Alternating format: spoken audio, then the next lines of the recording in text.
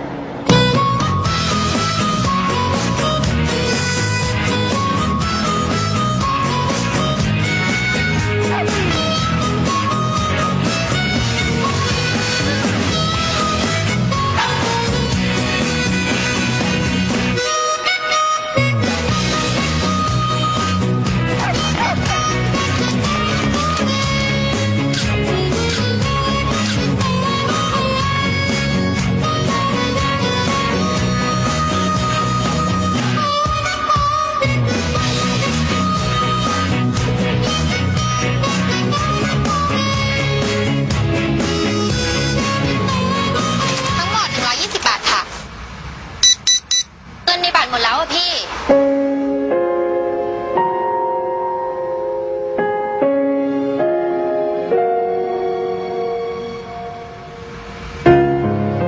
จะใช้แต้มในบัตรซื้อได้นะคะยังมีสิ่งดีๆอีกมากที่เราไม่ต้องซื้อด้วยเงินบัตรเงินสดสมาร์ทเพลส